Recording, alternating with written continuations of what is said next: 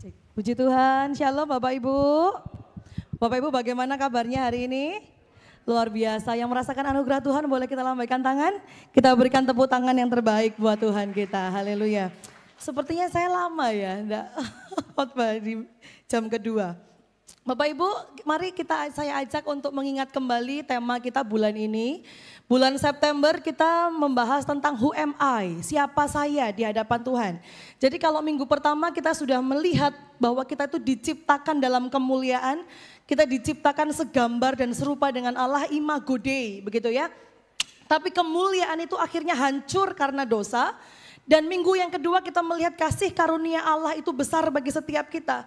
Maka kita yang jatuh ke dalam dosa, Tuhan angkat kita, Tuhan benarkan kita, dan Tuhan adopsi kita jadi anak, begitu ya.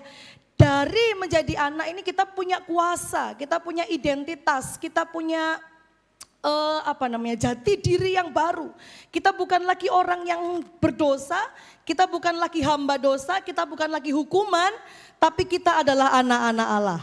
Amin. Nah, di minggu ini kita akan belajar bagaimana ternyata kita tidak hanya dipulihkan sebagai anak, tapi kita juga dipulihkan untuk menjadi ahli waris Allah.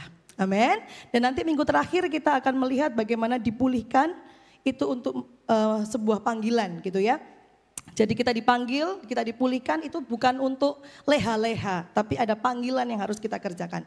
Kita fokus pada minggu ini, kita akan berbicara tentang dipulihkan untuk menjadi ahli waris. Saudara, orang-orang kalau ditanya gitu ya, mau kalau boleh milih, lahir, mau jadi anaknya siapa gitu saudara. Ada orang yang ngomong saya mau jadi Rafathar gitu ya, jadi anaknya Raffi Ahmad gitu saudara. Atau mau jadi anaknya siapa? Saya mau jadi anaknya Elon Musk gitu ya. Yang punya Tesla gitu, orang terkaya di dunia, ya kan? Kalau boleh milih saya mau lahir di keluarga yang kaya Bu, begitu. Kenapa saudara? Karena berbicara tentang fasilitas dan juga warisan. Coba lihat hari-hari ini, keluarga bertengkar, anak-anak bertengkar karena apa saudara? Warisan. Jadi manusia itu tahu kalau warisan itu berharga begitu ya. Warisan itu penting, bahkan saudara lupa pokoknya dapat warisan kan begitu. Nah berita baik bagi setiap kita saudara. Hari ini kita tidak perlu rebutan warisan. Karena Bapak kita di surga itu Bapak yang punya segala-galanya. Dan saudara dan saya adalah ahli warisnya. Amin. Berikan tepuk tangan buat Tuhan kita. Kita adalah ahli-ahli waris kerajaan Allah saudara. Kesadaran bahwa kita itu diangkat menjadi anak, ini berita yang lebih menyenangkan daripada sekedar kita dibenarkan. Sekedar kita jatuh dalam dosa, dalam lumpur dosa, kita diangkat, kita dibenarkan, kamu jadi orang kudus, jadi orang benar. Sudah, tidak cukup saudara. Kasih karunia Allah lebih tinggi. Orang yang cemar ini diangkat jadi anak. Orang gelandangan ini loh saudara, diangkat jadi anak. Jadi ahli waris, itu saudara dan saya. Betapa membahagiakannya, betapa menghibur hati kita. Kita diangkat anak oleh Allah yang maha tinggi. Ketika kita percaya Yesus, kita diberi kuasa untuk menjadi anak-anak Allah. Saudara senang enggak? Senang ya? Saudara bersyukur enggak? Bersyukur ya. Anak Allah yang maha kuasa. Maka kita berhak menikmati kekayaan, kemurahan Allah selama-lamanya. Senggol kanan kiri bilang, engkau berhak menikmati kekayaan kemurahannya. Ya, engkau berhak menikmati kekayaan kemurahannya. Dipulihkan menjadi ahli waris. Kita baca bersama Roma 8 ayat 14 sampai yang ke-17. Biarlah firman Tuhan hari ini boleh menghibur hati kita, menguatkan kita dalam perjalanan iman kita. Roma 8 ayat 14 sampai 17. Kita baca bergantian seperti biasa. Demikian firman Tuhan, Roma 8 ayat 14. Semua orang yang dipimpin roh Allah adalah anak Allah. 15 Bapak Ibu, 1, 2, 3.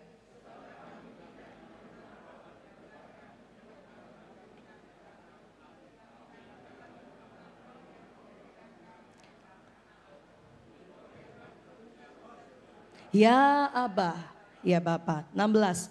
Roh itu bersaksi bersama-sama dengan roh kita bahwa kita adalah anak-anak Allah. 17 kita baca bersama Bapak Ibu, 3, 2, 1. Dan jika kita adalah anak, maka kita juga adalah ahli waris. Maksudnya orang-orang yang berhak menerima janji-janji Allah, yang akan menerimanya bersama-sama dengan Kristus, yaitu jika kita menderita bersama-sama dengan Dia, supaya kita juga dipermuliakan bersama-sama dengan Dia. Yang mengimani firman Tuhan ini katakan amin. Firman Tuhan berkata kalau kita adalah anak maka kita adalah ahli waris. Maksudnya adalah orang-orang yang berhak menerima janji-janji Allah. Hari ini kita akan melihat apa janji-janji Allah dalam hidup kita. Saudara, sepanjang Alkitab ada banyak sekali janji-janji Allah, janji-janji Allah, janji-janji Allah, betul?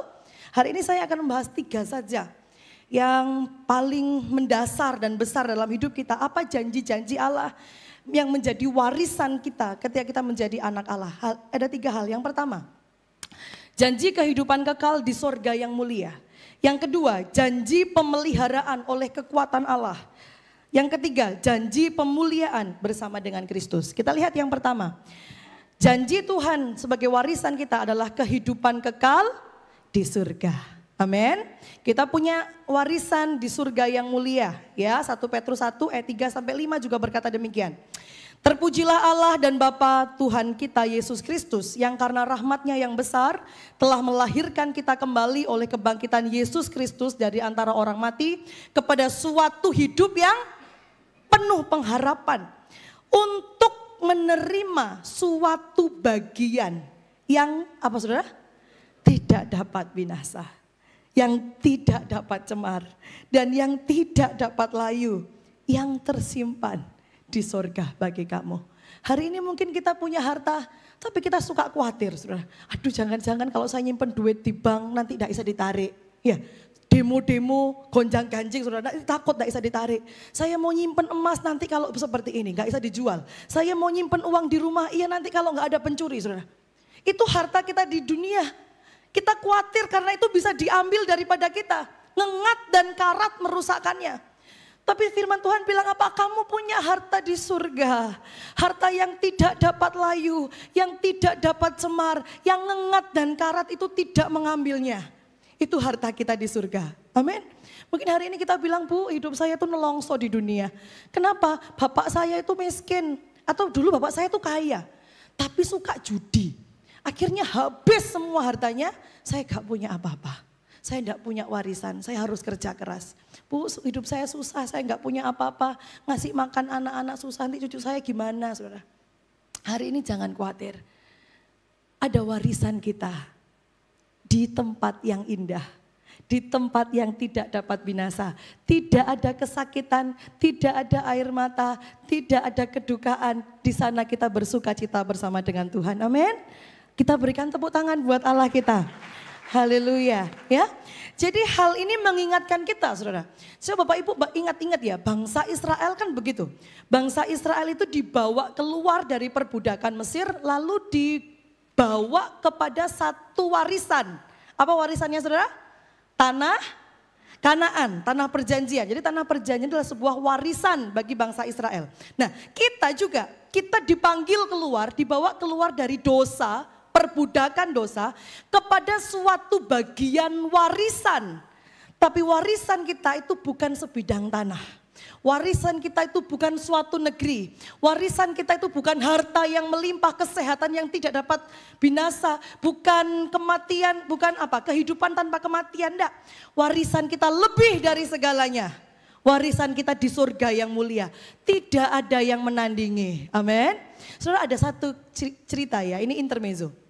Satu kali ada seorang bapak yang kaya raya, lalu dia ini mau mati gitu ya, setengahnya sudah mau mati, dia tuh berdoa sama Tuhan, Tuhan saya ini kan kaya raya ya, boleh enggak kalau saya mati, saya masuk surga, saya tak bawa emas gitu loh ya kan. Ini saya tak bawa emas dari dunia ini 10 kilo aja gitu ya. Lalu katanya malaikat gimana saudara? Gak boleh ya, Di surga itu gak boleh ada barang-barang dunia. Gak boleh bawa emas 10 kilo. Doa terus saudara, dia melas-melas. Tak bawa aja lah, sedikit aja. Wes 2 kilo, wes 2 kilo gitu saudara.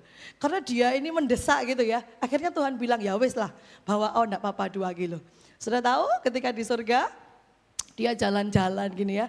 Bawa emasnya, wah dia sudah sombong ini, saya ini orang kaya bawa emas 2 kilo di surga saudara.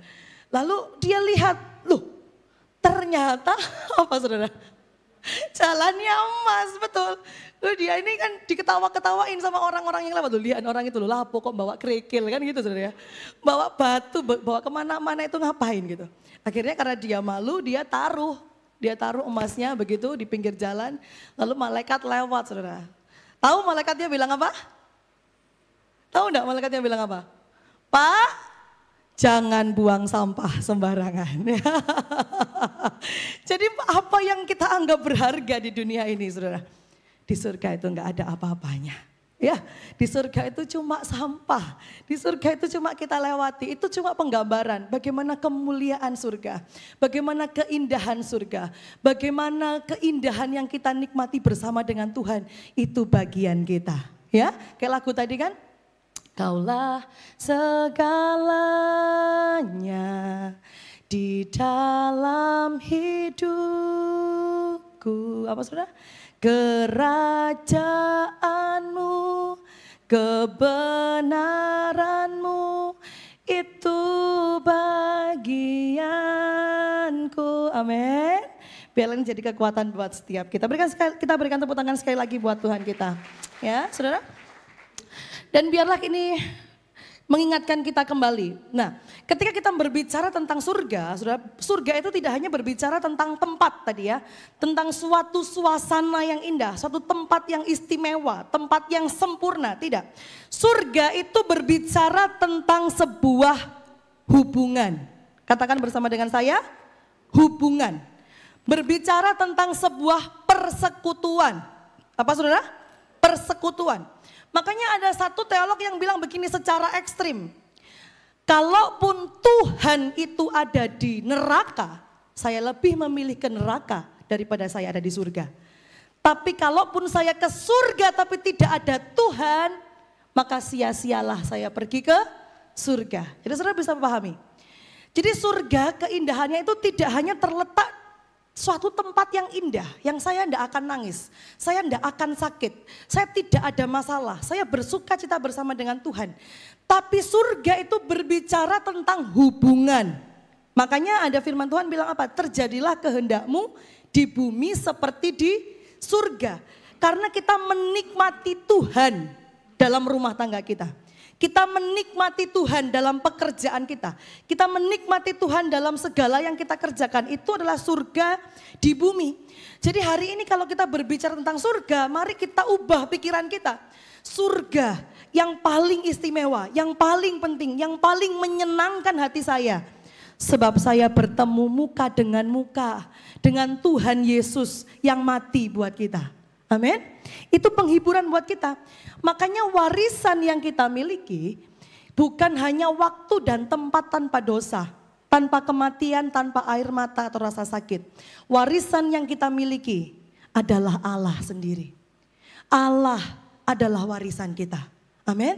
Senggol kanan kiri bilang, Allah warisanmu. Allah menjadi warisanmu, menjadi bagianmu. Saudara makanya ya, coba kita mengingat lagi. Ketika bangsa Israel itu keluar dari tanah Mesir, di Keluaran pasal yang ke-33, saudara ingat. Tuhan bilang di ayat yang pertama, berfirmanlah Tuhan kepada Musa, pergilah, berjalanlah dari sini engkau dan bangsa itu yang telah kau pimpin keluar dari tanah Mesir, ke negeri yang telah kujanjikan dengan sumpah kepada Abraham, Ishak dan Yakub demikian. Kepada keturunanmu lah akan kuberikan negeri itu. Aku akan mengutus seorang malaikat berjalan di depanmu dan akan menghalau orang Kanaan, orang Amori, orang Het, orang Feris, orang Hewi dan orang Yebus. Ayat 3, yakni ke suatu negeri yang berlimpah-limpah susu dan madu. Frase terakhir saudara, sebab aku tidak akan berjalan di tengah-tengahmu. Karena engkau ini bangsa yang tegar tengkuk, supaya aku jangan membinasakan engkau di jalan. Saudara lihat, warisannya jelas kan?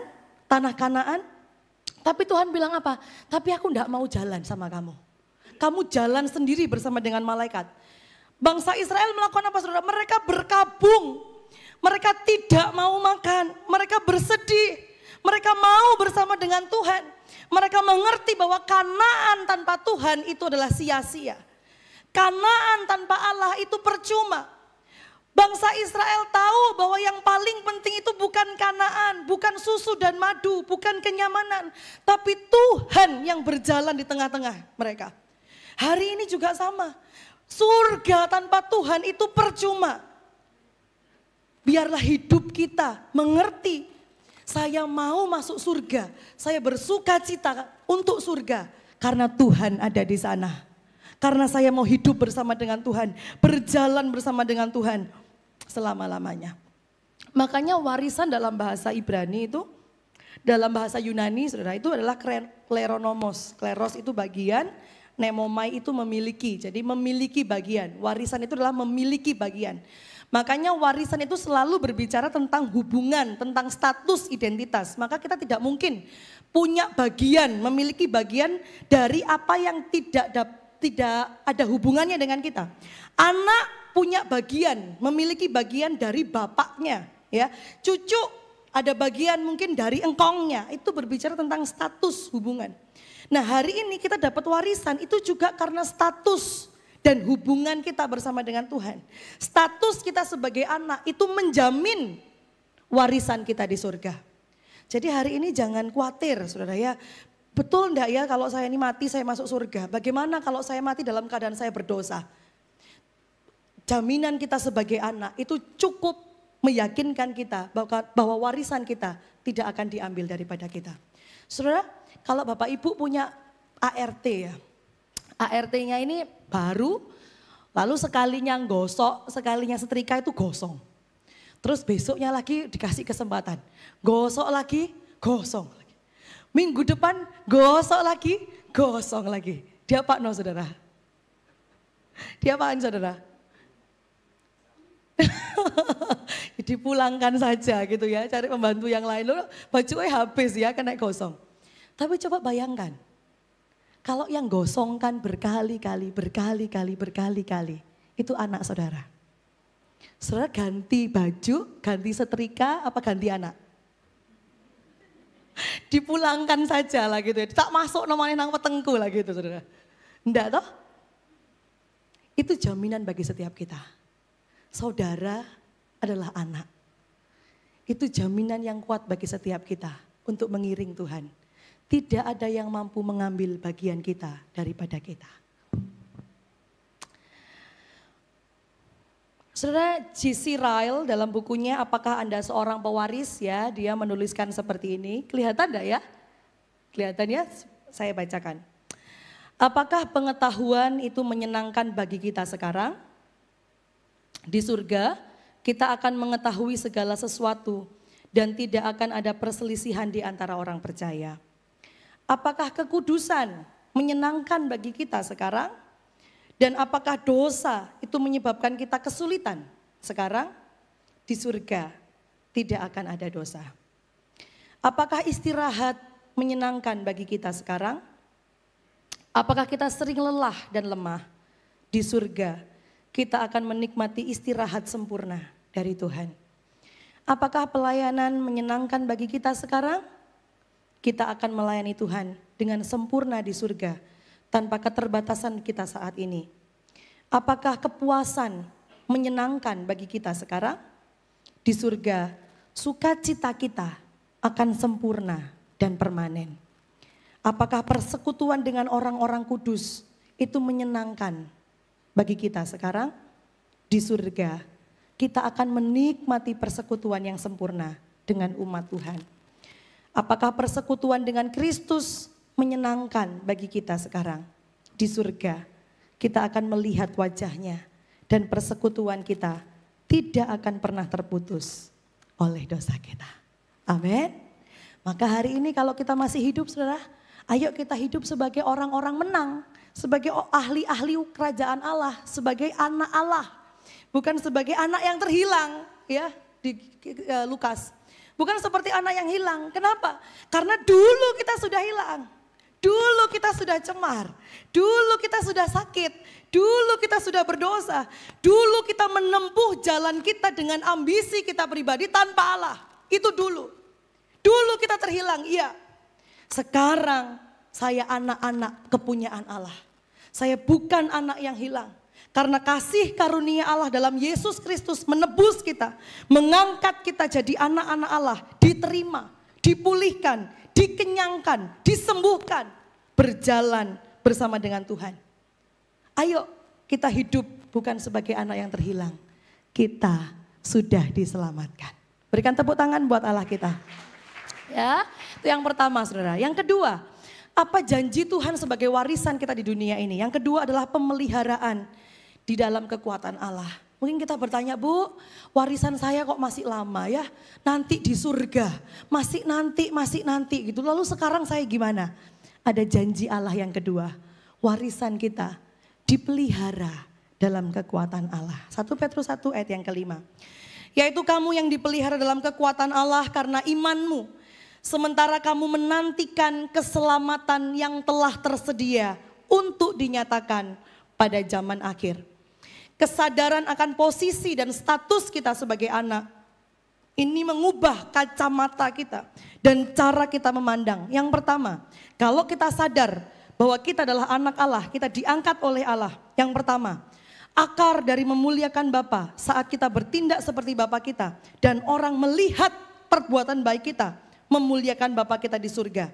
Itu adalah inti dari menyenangkan Bapa yang melihat hati kita. Daripada menjadi orang munafik yang mempraktikkan kebenaran kita di hadapan manusia. Yang kedua, kalau kita sadar kita diangkat anak oleh Bapa. Pengangkatan sebagai anak adalah dasar dari doa kita. Karena Yesus mengajarkan kita, apa saudara? Bapa kami yang di surga. Ini dasar dari segala sesuatu. Ketika kita sadar kita diangkat, hal ini juga merupakan dasar kehidupan kita dalam perjalanan iman kita.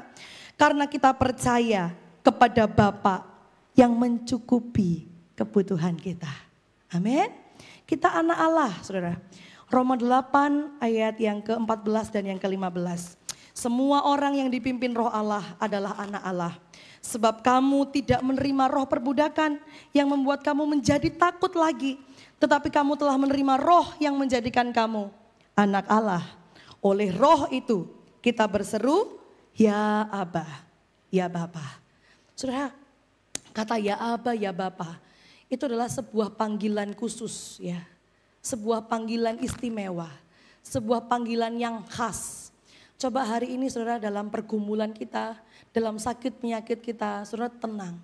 Saudara duduk di bawah kaki Tuhan, saudara masuk ke kamar, bilang, ya Aba, ya Bapa, aku butuhkan Engkau.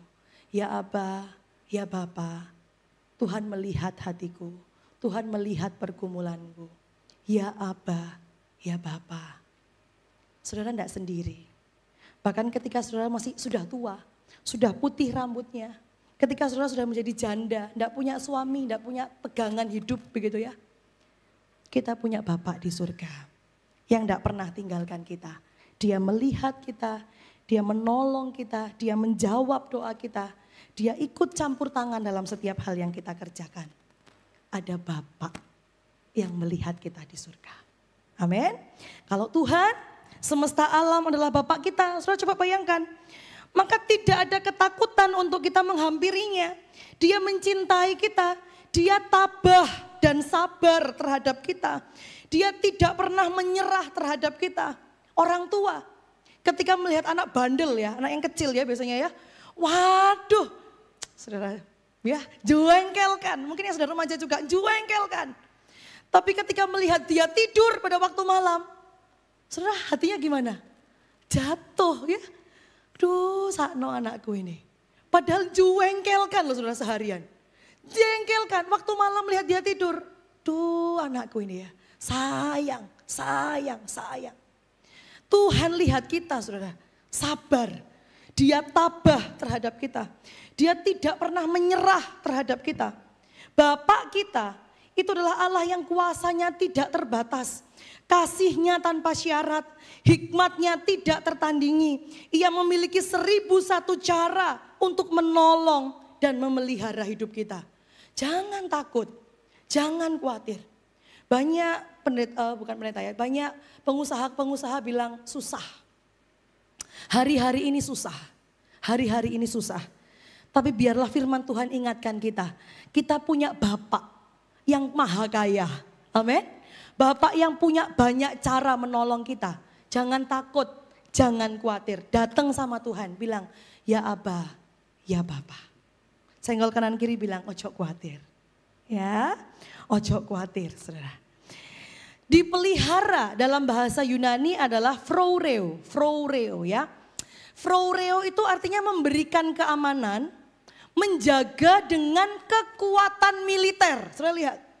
Jadi ini penjagaan yang ketat, penjagaan yang tidak akan bisa ditembus oleh musuh dan apapun juga. Permasalahan, tantangan apapun juga tidak bisa masuk. Karena kita dijaga dengan kekuatan militer. Kita dilindungi dan kita dikurung. Sudah lihat, kita itu dikurung bukan untuk dianiaya, bukan di tempat yang gelap. Tapi kita dikurung di dalam kasih setia Allah. Kita sebagai anak-anak Allah dijaga dengan ketat. Kita dikurung di dalam kekuatan Allah. Amin. Makanya Roma 8 ayat 31 bilang apa? Sebab itu apakah yang akan kita katakan tentang semuanya itu? Jika Allah di pihak kita, siapakah yang akan melawan kita? Amin. Ini adalah janji Tuhan bagi setiap kita. Pemeliharaan di dalam kekuatan Allah. Saudara, kalau kita lihat film-film itu ya, atau kita lihat rekan kita mungkin yang bos besar begitu ya. Pada waktu ada masalah, pada waktu ada peperangan, pada waktu ada pemberontakan, kira-kira yang dilindungi itu siapa? Misalnya dua kerajaan gini ya, perang saudara. Yang dilindungi itu siapa? Raja dan putra mahkota, betul? Yang lainnya maju terus saudara, maju enggak apa-apa saya mati.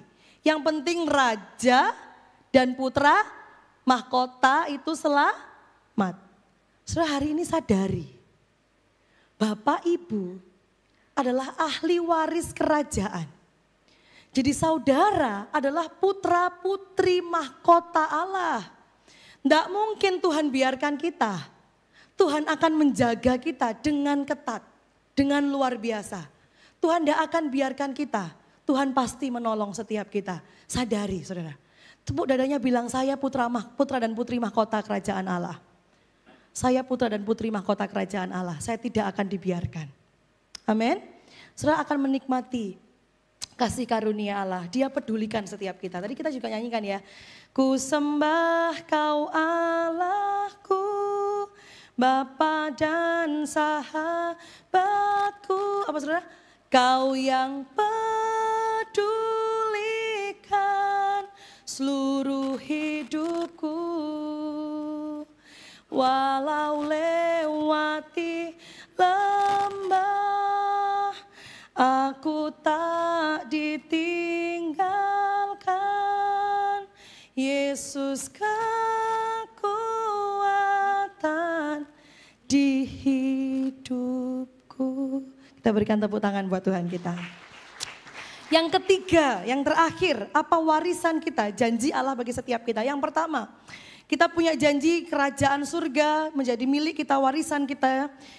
Yang kedua, janji Allah yaitu pemeliharaan dalam kekuatan Allah saat ini dalam hidup kita, penantian kita. Yang ketiga, kita ada warisan, kita dijanjikan akan kemuliaan bersama dengan Kristus. Roma 8 ayat 17. Yang akan menerimanya bersama-sama dengan Dia, dengan Kristus, yaitu jika kita menderita bersama-sama dengan Dia, supaya kita juga dipermuliakan bersama-sama dengan Dia. Jadi warisan kita itu bukan hanya surga, saya tinggal di surga, saya menikmati Allah, enggak saudara. Ada warisan kita yang menantikan kita di sana, bahwa kita dipermuliakan bersama dengan Yesus. Ini adalah teologi Kristen ya. Jadi kita akan dipermuliakan bersama dengan Kristus. Makanya 2 Korintus 4 ayat 17 sampai 18 ini selalu menjadi pedoman dan penguatan iman kita. Sebab penderitaan ringan yang sekarang ini mengerjakan bagi kami kemuliaan kekal yang melebihi segala-galanya, jauh lebih besar daripada penderitaan kami. Sebab kami tidak memperhatikan yang kelihatan, melainkan yang tidak kelihatan. Karena yang kelihatan adalah sementara, sedangkan yang tidak kelihatan adalah kekal. Penderitaan ringan mengerjakan kemuliaan kekal. Hari ini saya percaya saudara menderita, pekerjaan sulit, rumah tangga juga tidak selalu mulus. Saya berjuang untuk menyenangkan Tuhan, tapi dosa itu selalu menarik saya. Saya berjuang untuk hidup jujur dalam pekerjaan saya, tapi orang-orang di sekitar saya, rekan-rekan saya tidak mendukung untuk saya jujur. Sistem dunia ini tidak mengizinkan saya jujur. Kalau saya jujur pasti saya akan mati. Pasti usaha saya akan bangkrut. Hari ini kita menderita, saudara.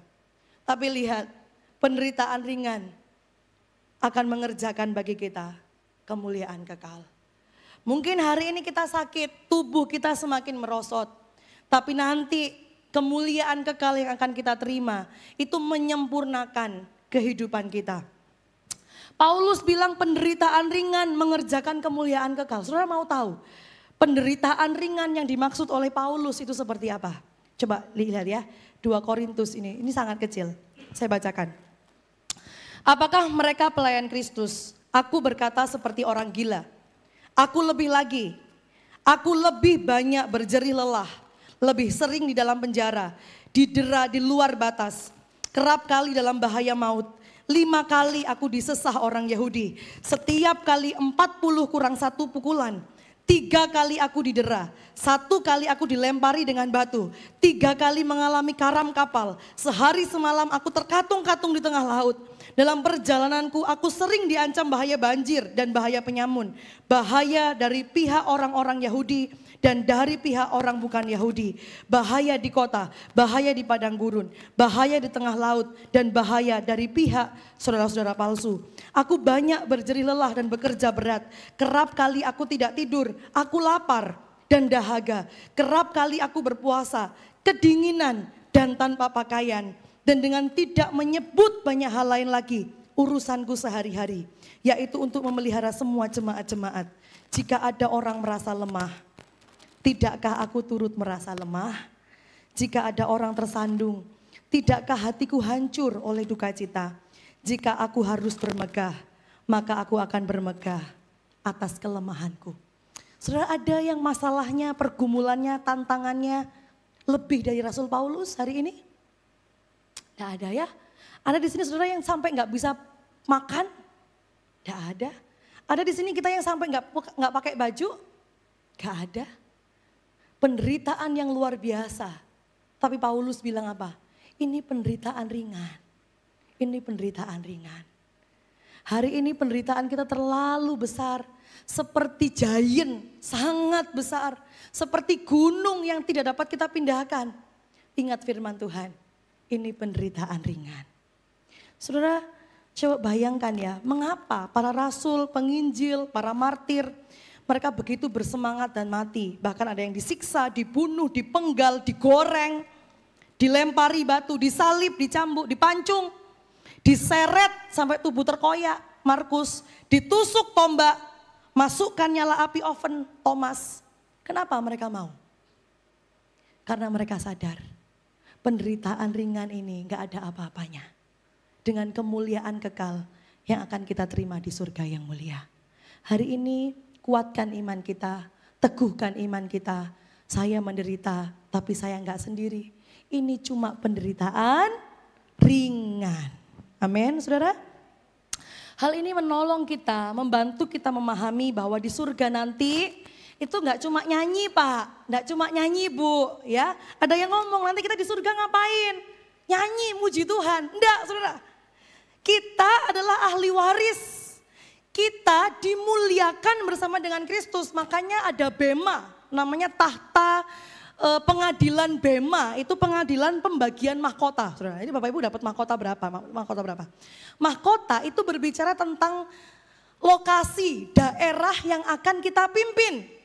Makanya di surga nanti kita itu akan memerintah, kita akan memimpin bersama dengan Kristus. Amin. Jadi hari ini kita menderita, Tuhan sedang siapkan kita, Tuhan sedang bentuk kita, Tuhan sedang proses kita supaya nanti kita siap menjadi ahli waris. Supaya nanti kita siap untuk memerintah bersama dengan Dia. Saya terlalu yakin Bapak Ibu tidak akan memberikan warisan kepada anak kita yang masih balita. Betul? Terlalu yakin. Kenapa? Karena kita menunggu mereka siap. Menunggu mereka mampu untuk menerima warisan kita. Memimpin perusahaan kita mungkin. Melanjutkan usaha kita. Kita tunggu mereka sampai mampu. Kita proses mereka. Sama seperti Tuhan. Hari ini kita menderita. Kita sedang dibentuk, diproses oleh Tuhan. Sampai kita mampu memerintah bersama dengan Dia. Amin. Kita berikan tepuk tangan buat Allah kita, saudara ya. Terakhir, saya suka lihat drama Cina, saudara ya. Kalau malam gitu saya suka lihat drama Cina gitu. Saya tahu Bu Ayua juga suka lihat drama Cina ya. Dan saudara, kalau ibu-ibu juga suka lihat drama Cina itu kan sebetulnya ceritanya itu kan diulang-ulang ya. Sama-sama aja gitu loh. Ada orang yang mungkin miskin, nggak punya siapa-siapa, nggak punya bapak sama ibu, atau dia tinggal dengan keluarga yang miskin, papanya tapi menganiaya dia, mamanya juga menganiaya dia, saudaranya juga menganiaya dia, kan begitu ya. Lalu tiba-tiba dia diangkat sama seorang yang kaya raya, lebih kaya, atau dia menikah dengan laki-laki yang kaya raya, begitu kan ceritanya. Sampai dia akhirnya lain, dulu keluarganya yang merendahkan dia jadi minta tolong sama dia, kan gitu ceritanya saudara. Nah ini sama dengan kita. Bapak Ibu sadari, kita dulu juga orang yang miskin, kita orang yang hina, kita orang sakit, kita orang kotor, bahkan kita sudah mati, kata firman Tuhan. Kita bukan sakit kronis lagi, kita sudah mati. Tapi Tuhan datang kepada kita, Dia mengangkat kita, Dia membersihkan kita, membalut luka-luka kita, menghidupkan kita. Tidak cukup, Tuhan angkat kita jadi anak. Tuhan kasih kita warisan, nanti kamu akan memerintah bersama dengan anak sulungku, Yesus Kristus namanya. Itu hidup kita. Ada sebuah ilustrasi saudara ya, dari seorang, dulunya dia adalah seorang pedagang. Dia adalah seorang pedagang budak, lalu dia bertobat jadi seorang pendeta, namanya John Newton. Dia punya ilustrasi begini. Coba bayangkan kalau ada satu keluarga, dia akan pindah dari kotanya ke kota New York. Nah, ketika dia berjalanan di kota tersebut ke kota New York, tiba-tiba, coba diklik, tiba-tiba mobil yang dikendarai atau kendaraan mereka itu mogok, saudara, beberapa meter, mungkin 1 kilometer untuk masuk ke dalam kota, tiba-tiba mobilnya mogok. Saudara bayangkan, kira-kira keluarga ini akan bagaimana? Yang pertama, apakah mereka akan tetap di mobil, mereka menangis, mereka meratapi, atau yang kedua mereka berjalan tapi sambil mengeluh, atau yang ketiga, mereka tetap berjalan bersama dengan keluarga, dengan sukacita. Karena mereka tahu sebentar lagi saya masuk ke kota itu. Yang mana saudara? Yang ketiga. Apakah saat ini mobil Anda rusak?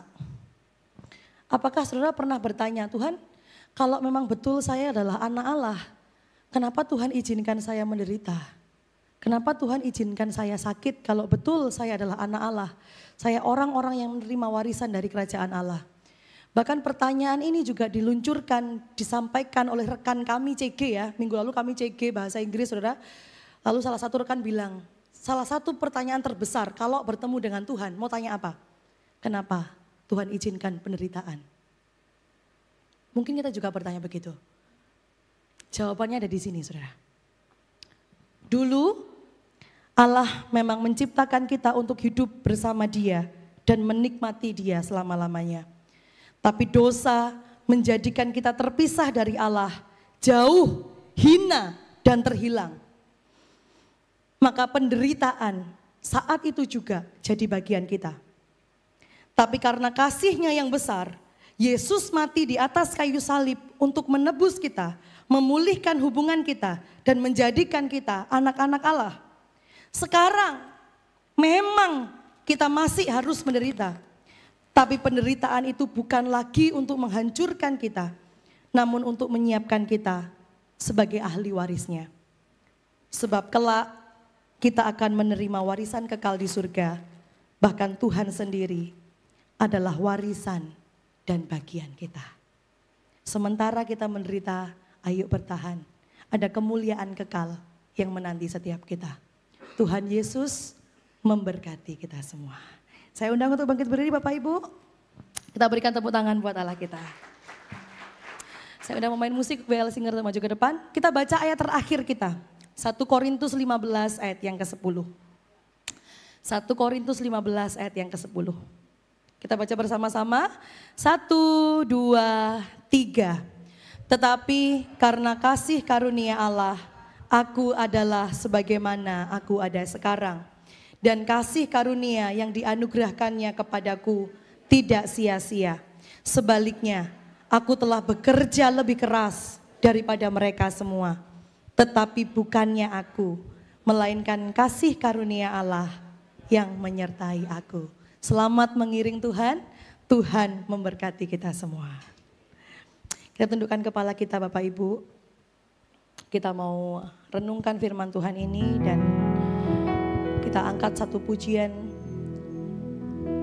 supaya kita memahami betul bahwa sekalipun saat ini kita menderita tantangan dan cobaan, sakit penyakit melanda hidup kita, pergumulan rumah tangga selalu ada dalam hari-hari hidup kita.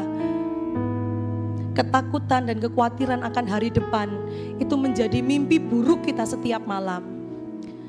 Hari ini kita sadar bahwa ada jaminan di surga kelak.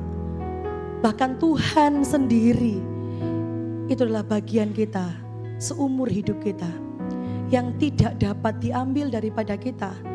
Dan kalau Tuhan itu bagian kita, maka itu cukup buat hidup kita. Selain Kau tiada yang lain. Selain Kau tiada yang lain. Hanya Kau milikku di surga. Sekalipun dagingku lenyap, sekalipun dagingku lenyap, hatiku. Sekali lagi kita pujikan selain Kau.